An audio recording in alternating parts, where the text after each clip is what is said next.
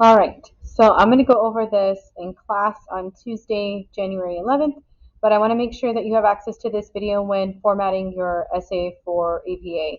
If you can get to this for your draft deadline on Wednesday, January 12th, that's great, but if not, this has to be done for your final that is due next Wednesday, I believe, January 19th. Okay, so according to APA 7, actually think this is not quite correct. It asks that you start with your title centered, bold, properly capitalized, sorry, 4 spaces down. So this is at the top. I'm going to count four. 1, 2, 3, 4. So this would be where your title page is going to be centered. You're going to start with your name. APA does ask for your first name, middle initial if applicable, and then your last name. If you don't have a middle initial or don't want to use it, that's fine too. I'm just illustrating mine for the purposes of this video and to demonstrate in class. So the next part is your institution or your school. So in this case, this is for the English department at Brandeis High School. The next one would be the class. And I want to say APA asks for the class number and the title. So if this were Northwest Vista, this would be Composition 2 or 1302. But because we're using Brandeis High School, we're going to say English 4 honors dual credit. Then your professor name, which is me, and then the due date. Now, this is the rough draft due date. Your final due date will say January 19th. But again, for the purposes of demonstrating my draft to you in APA, this is what it looks like. Then this is all you put on the page. You'll have your page numbers at the top. APA 7 does not require the running head anymore going forward. So you just have to have the page number in the upper right hand corner. And so it'll be on all subsequent pages. So here is the first page of my draft, if you will. It's not long. It is not at all complete, but here it is. And so, of course, the title is supposed to be the first thing in the center in bold, just like it was on the first page. And so you'll repeat it here, and then you'll get into your introduction. There's no section that says introduction or anything like that. And so on my first page, when I'm discussing my image, I need to insert my picture, whether it's the picture of my painting, the photograph itself, the picture of the museum, whatever visual that you use, that you've saved. It could be the one that you uploaded in the selection form or what have you. So I'm going to show you the best way to do this. So here is my modern Met, and I'm going to use the Bobcats image that I shared with you in class on Monday for this draft. So the best way to do this is to right click it and open it in a new tab. So it says open image in new tab. This gives you a URL and a better resolution for the image itself in this URL. So you need this for itself. You're going to create a new figure in your essay. So here's my draft, and I want to make sure that it's somewhere on this first page around this first paragraph. So I'm going to click maybe the third line down. You don't have to do it here, just as long as it's somewhere. And you're going to insert a new drawing. And the reason for this is because you have to create the image with the caption. And so inserting just the image, it's going to be all weird to try to figure a text box and all that. So you're going to go to insert drawing and press new.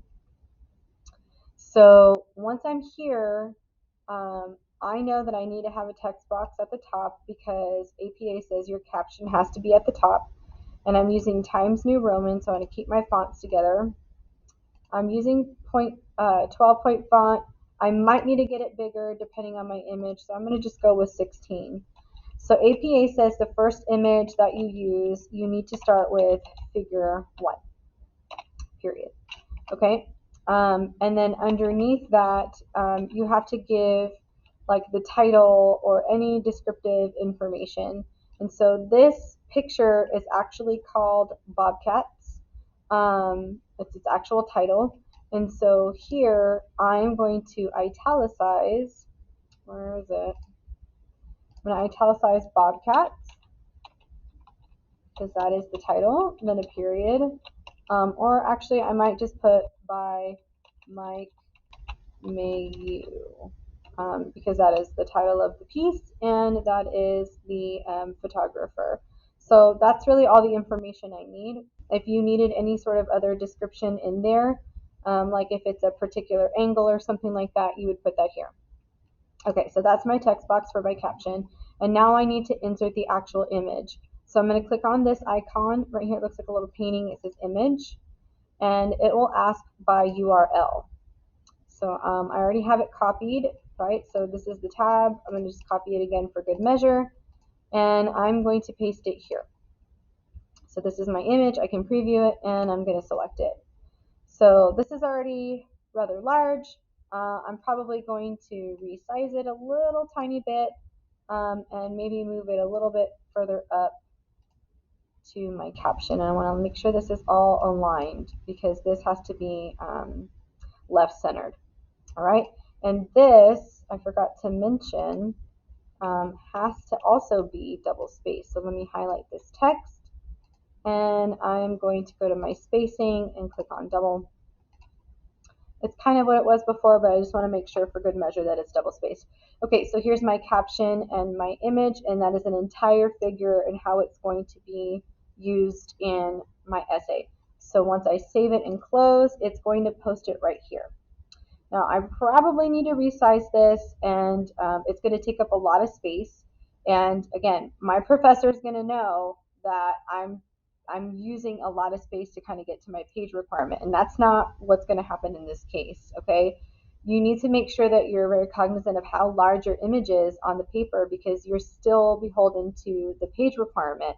Now, if half a page is an image, then I'm going to expect an additional half a page for the writing, as will all of your college professors. So while yes, the requirement is to include the visual, the page requirement might be adjusted ever so slightly, but try not to make sure you're adding all these images to just help stretch the writing requirement because again, your professors are going to know. For this case, I do need to resize it because it's far too large.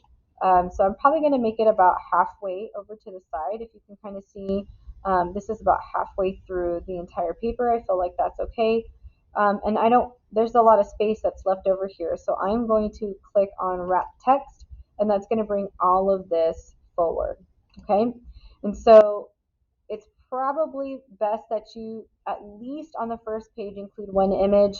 If you have other angles, so for example, for the bobcats, because it was taken with a drone, the photographer actually has other angles. And so there's one here, and there's one here. And I might want to discuss that later on because, again, if I want to talk about the history of the work or something to that effect, I might want to show, the significance of using a drone to take images with wildlife.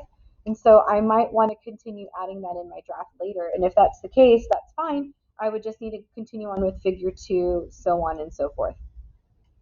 But that being said, wherever this shows up, I need to mention the figure nearby. So it says most important in this photograph.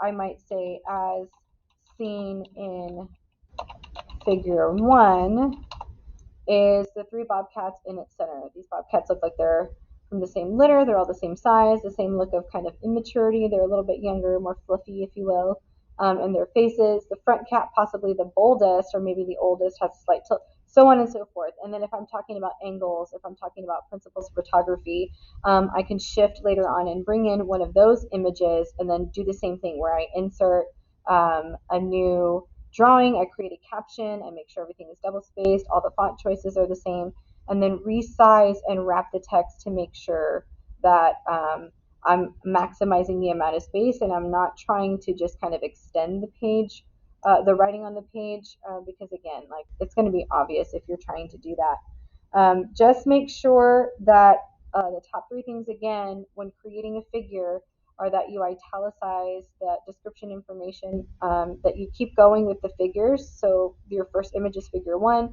any subsequent images go on to 2, 3, 4, etc. I wouldn't have really more than 3 images. I think that's enough in this particular essay. But you might need to do more, like I mentioned earlier, with angles and such. And then again, make sure it doesn't take up too much of a page, that you get what you need to see and then you move on and wrap the text around it. And again, if you needed to edit anything in here, you'd simply click on the drawing itself and click on edit. and you could resize the image, you could resize the text box and the font, etc. So this might actually be a little bit large. I might want to scale it back instead of 16 to maybe 14, and then that might be a little bit better. So I don't need it to be like so large. I don't want it larger than the text looks on the actual page itself. Okay, and so here, because this came from a blog, I don't need to necessarily give it its own citation because I've made it its own figure. But later on in my reference list, I do want to mention the My Modern Met article where I pulled it from as the actual source itself and where all of the images originated from. All right, so if you have any questions, you can rewatch this video. You can make sure to ask me. I am going to require that at least one image is in this properly APA formatted draft. And if you can have at least the URL link to at least one thing on your reference list, I just want to make sure we're on the right track because we are about a little over a week out from the final draft. All right. Let me know if you have questions. That's the end of this video, and good luck when you are finishing up your essay. All right, take care.